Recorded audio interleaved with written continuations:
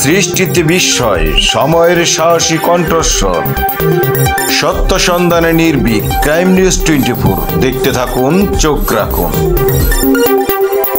পানিবন্ধ রয়েছে এবং প্রতিদিনই বাড়ছে আশ্রিত মানুষের সংখ্যা এবং আশ্রয় কেন্দ্রের সংখ্যা। গতকাল পর্যন্ত যেখানে 1303টি আশ্রয় কেন্দ্র ছিল, সেখানে আজকে 1366টি আশ্রয় কেন্দ্র রয়েছে এবং 2,65,000 মানুষ গতকাল পর্যন্ত এইসব আশ্রয় কেন্দ্রে আশ্রয় গ্রহণ করেছেন।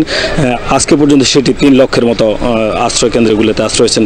তাছাড়া এই আশ্রয় কেন্দ্রগুলোর বাইরেও আসলে গ্রামগঞ্জে প্রতিটি বাসা বাড়িতে, অফিসে আশ্রয় কেন্দ্রে খোলা হয়েছে এবং সেই আশ্রয় কেন্দ্র এবং বাসা বাড়িতে মানুষ আশ্রয় গ্রহণ করেছে এবং এখন পর্যন্ত নোয়াখালীতে সরকারি বেসরকারি পর্যায়ে ত্রাণ কার্যক্রম পরিচালিত হচ্ছে ব্যাপকভাবে। বিশেষ করে সরকার এবং সেনাবাহিনী, বিএনপি, জামাত, স্বেচ্ছাসেবক, বৈষম্য বিরোধী ছাত্র নেতাকর্মীরা এখানে ত্রাণ কার্যক্রম পরিচালনা করছেন। মেডিকেল টিমের কাজ করছেন তারা স্বাস্থ্যসেবার জন্য।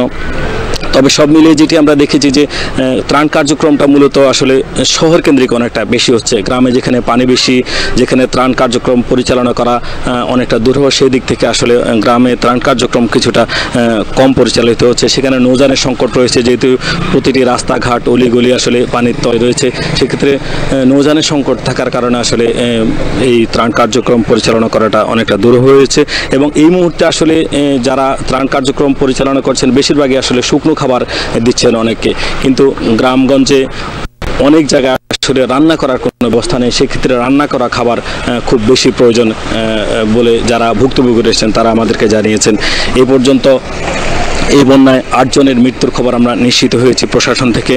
আরেকটি তথ্য হচ্ছে জানিয়ে রাখি আমি, সেটি হচ্ছে যে এই বন্যায় সাপের উপদ্রব অনেক বেড়েছে। গত এক সপ্তাহে প্রায় 142 জনকে সাপে কেটেছে এবং 390 জন মানুষ ডায়রিয়া আক্রান্ত হয়েছে।